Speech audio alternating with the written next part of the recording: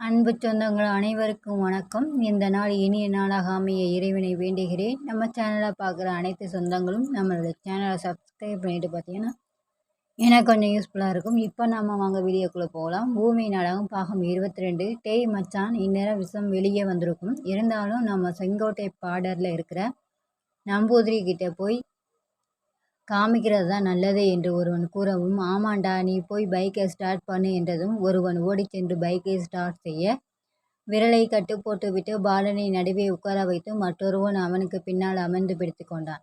மற்றொரு பைக்கை எடுத்துக்கொண்டு பறந்தனர். பாலனின் நண்பர்களுக்கு பதட்டம் தொற்றி கொண்டது. ஆனால் அதை காட்டிக் கொள்ளவில்லை.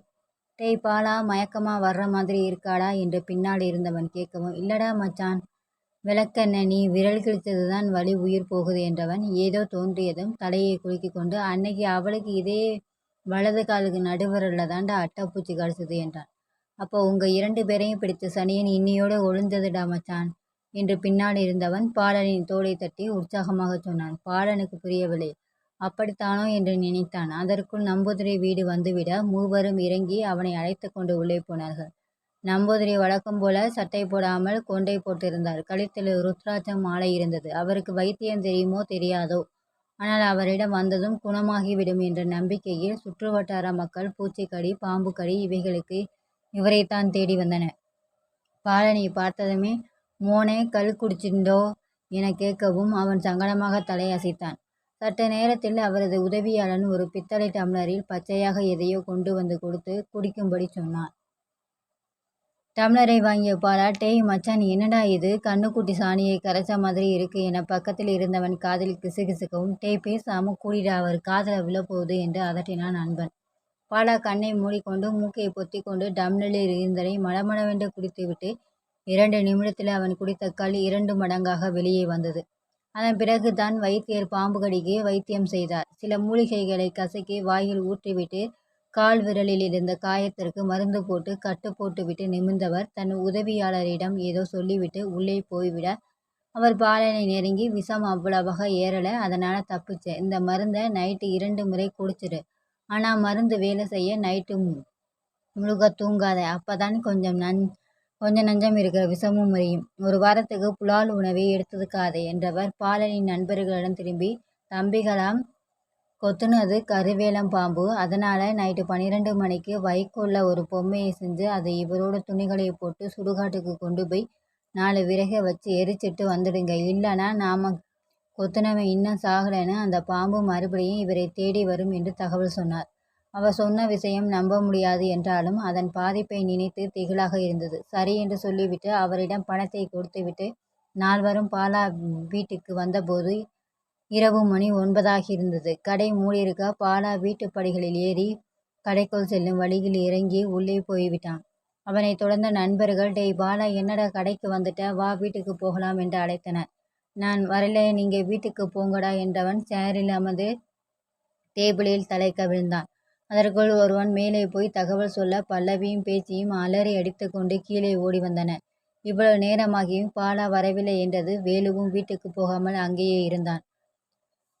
பாலனுக்கு பாம்பு கடித்து விட்டது என்றதும் முன்னால் வந்த பேச்சியை ஒதுக்கிவிட்டு கதறி ஓடி வந்த பல்லவி டேபிளுக்கு அந்த பக்கம் அமர்ந்திருந்தவன் முன்பு மண்டியிட்டு அவன் காலை எடுத்து தன் மடியில் வைத்து போடப்பட்டிருந்த கட்டை வருடி, என்ன பாடா இது, எதுக்காக காலையில வெளியில போன என்று கண்ணீருடன் கேட்டாள். அவளிடமிருந்து காலை விடுவித்து கொண்டவன் டேபிளில் கவிழ்ந்த முகத்தை நிமிராமல், அதெல்லாம் ஒண்ணுமில்ல, நீ மேலே போ என்றான். பேச்சு கண்ணீருடன் மகனின் தலையை வருடியவாறு, என்னடா நமக்கு மட்டும் இப்படியெல்லாம் நடக்குது, அன்னைக்கு இவளுக்கு அட்டைப்பூச்சி கடிச்சது, இன்னைக்கு உன்னைய பாம்பு கடிச்சது, என்னன்னு புரியல.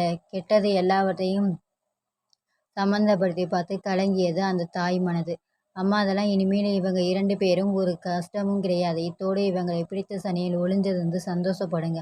ஆனா இன்னைக்கு நைட்டு முழுக்க பாலா தூங்கக்கூடாதுன்னு வைத்தியர் சொன்னாரு. அப்புறம் ஒரு கையில எடுத்துட்டு வந்து பாலா கிட்ட கொடுங்க. அவன் போட்டிருக்க துணி எங்களுக்கு வேணும் என்று நண்பன் ஒருவன் கூறிவிட்டு வைத்தியர் சொன்னதை பேச்சியிடம் விவரமாக கூறினான். பல்லவி மாடிக்கு ஓடி சென்று பாலனின் கைலி ஒன்றை எடுத்து வந்து அவனிடம் கொடுக்க அவன் எதுவுமே பேசாமல் வாங்கி போட்டிருந்த உடைகளை களைத்து கைலியை மாட்டிக்கொண்டு மறுபடியும் டேபிளில் தலையை கவிழ்ந்தான். நடந்தவைகளை பேச்சியிடம் நண்பர்களை விலக்கிக் கொண்டிருக்க பல்லவி கவிழ்ந்த அவன் தலையை போய் பார்த்து கொண்டு கண்ணீருடன் நின்றிருந்தாள். அவன் இப்படி போனதுக்கு காரணம் நான் தான் என்று அவள் உள்ளம் இரத்த கண்ணீர் வடித்தது. என் மனசு இவனுக்கு ஏன் புரியவே மாட்டேங்குது. இனிமேல் என்ன நடக்கும் என்ற கலக்கத்துடன் அப்படியே நின்றிருந்தார். பாலா தூங்குறானோ என்ற சந்தேகத்தில் வேலு அவன் தோளை பற்றி ஒழுக்கி எழுப்ப, சந்தேகமே இல்லை, அவன் தூங்கிக் கொண்டுதான் இருந்தான். அடுத்த நிமிடம் அனைவரும் பதறிப்போனார்கள். ஐயோ டேய் மச்சான், தூங்காதடா, தயவு செய்து தூங்காதடா. ஆள் மாற்றி ஆள் பாலனை கெஞ்ச அவன் அவர்களை அலட்சியப்படுத்தி தலையை கவிழ்ந்தான். பல்லவி அவனை நெருங்கி, வேணாம் பாலா, தூங்காதே, கொஞ்ச நேரம் முழிச்சிரு பாலா என்று கதறலுடன் கெஞ்சினாள். முடியாது என்பது போல் தலையை அசைத்தான் பாலா. அவனை விழிக்க வைக்க நண்பர்கள் எல்லாரும் பாட்டு ஜோக் என்று இறங்கினார்கள்.